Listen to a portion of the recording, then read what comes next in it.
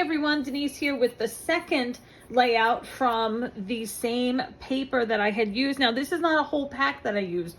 This is simply 2 sheets of a Stampin' Up! Designer paper, a designer series paper, a DSP pack, because that's the only way I can do it, because for me personally, they don't coordinate enough in too many different ways to use them interchangeably, all of the papers together like I could with Close to My Heart. So I chose these 2 from a pack that I think is retired or retiring. I did the monochromatic because that's just what I did. So I did this with a cutting guide so that I got both double layouts from the same sheets of paper. But if you're just playing along here and did not request the color guide, no problem. Get yourself 2 sheets each of 2 different coordinating pattern papers. It can be monochromatic like I did. It can be opposite colors. It doesn't matter. It can be anything that coordinates that you like. Pick one, and that's, for me, this is going to be the striped one. Cut them both at 7.5 by 10. And then you're going to get your second pattern paper. You see, this is just a little strip here. You need 2, again, of 1/2 by 6. So really, you can take that from your scraps. Then you need a cardstock, 2 different color coordinating cardstocks. So you'll need a two 3 by 6 pieces, which will be the dark one here. And then for the lighter color, you need 2. I always cut 5 by 5 pieces, and then I cut the circles from that. You can just cut the circles directly if you have your Cricut out or something. For this, I didn't pull out the Cricut. I just used a die because it was easier since it was a smaller circle and I had the size I needed. So I need 2 4-inch circles and I need 2 1/2 by 12-inch strips. I also used white photo mats. This is a 5 by 7 photo. It's a 5.5 by 7.5 mat. So you need 2 of those if you're following the 5 by 7. Your embellishments, which again, as you'll come to learn, or as you have already learned, I don't generally put my titles or embellishments on the pages. I want to get the layouts done and to have you see them, and then you embellish them. I imagine, though, that I would put some maybe extra circles if I wasn't going to use this for journaling, because the other page is the opposite and that's what we're going to build. Maybe I'd put this color, I'd put another circle there, maybe I'd put an embellishment there, maybe I'd put the title here, maybe I'd put it here, maybe I'd put my journaling here, maybe my journaling would go in there, maybe I'd have a cluster of embellishments here, and then again on the coordinating page on the other side, maybe I'd have them up there again. All depends, and it's up to you. It's your layout. So while we have that, now I did also add, because I liked it that way, I took a neutral. So I have that here. I took a neutral, and in this case I chose gray because it was too much purple on the white. So I chose a gray, and I did 11.5 by 11.5 for 2 sheets. So this is what the left side of the layout looks like. So we're going to build the right side, and if you know me, you know that I'll probably build it backwards because I'm so used to doing them together. So, but I wanted to have one so that you could see what the finished product looks like. So let me grab my pieces here, which are pre-cut. I have my Close to My Heart. I'm going to move that out of the way. Grid paper, because while the Stampin' Up! Is great for cards and great because there's the metric on the back, it's not great for me for scrapbooking because it's not tall enough.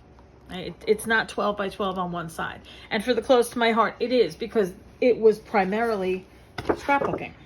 This glue is safe for scrapbooking, and again, because these are just sample layouts, I'm not going to go crazy with a tape runner. I don't use tape runners anymore anyway.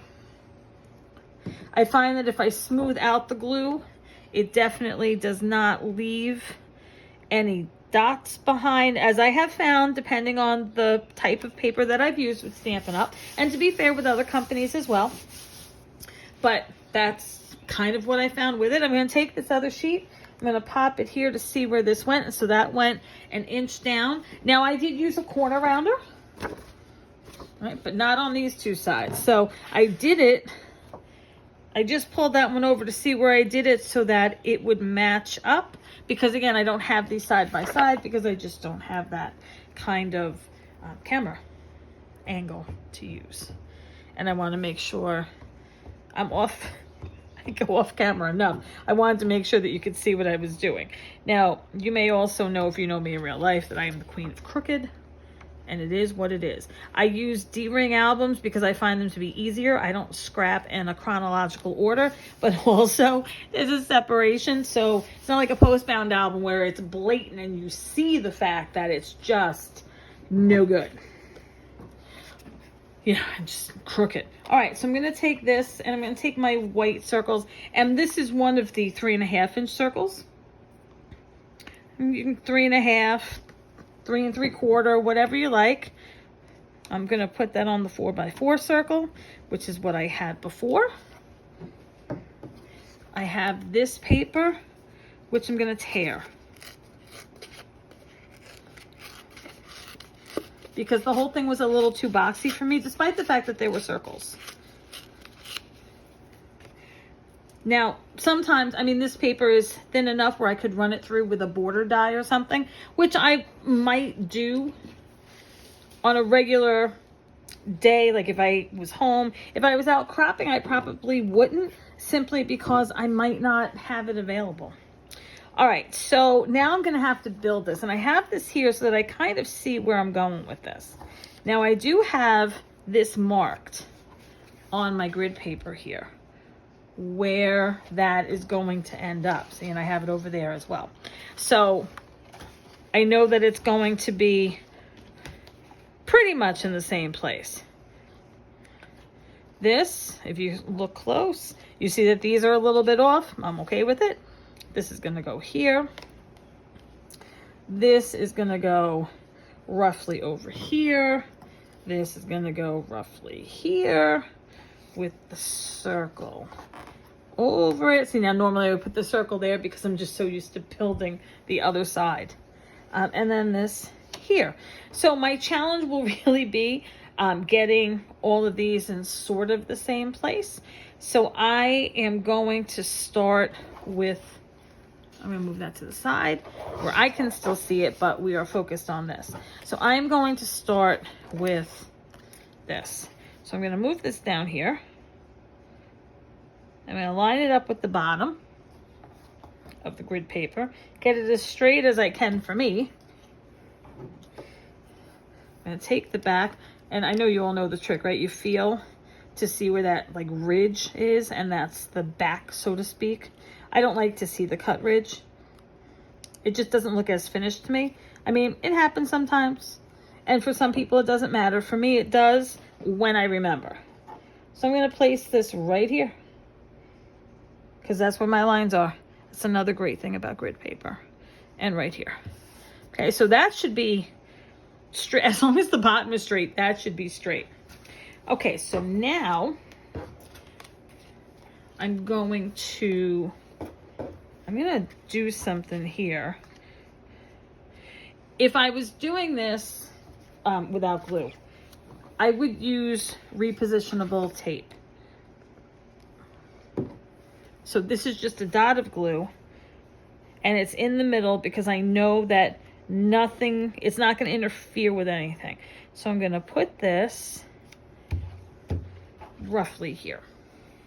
So now I know where my circle goes. Now I'm going to finish gluing that down after. And once it's in an album, I just put glue on the back of this. And once it's in an album, it's not going to be that noticeable, but you see it's moving side to side, which is okay. I'm just trying to get the circles kind of even-ish. It looks like Mickey Mouse ears to me, and I am not a Disney person. Oh well, what can you do? Now so again, I'm just using a little glue here. One of the mistakes I made, though, was that I put glue under here in the circle. I need to lift the circle, but that's okay. And this is going to stick out about 1 inch, it looks like, and it's going to be down further.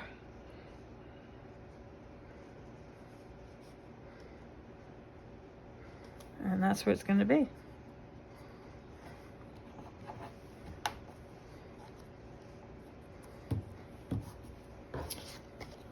Now that's why I didn't put glue on the rest of the picture, because I knew that I was gonna have to slide under, but I was silly about the circle.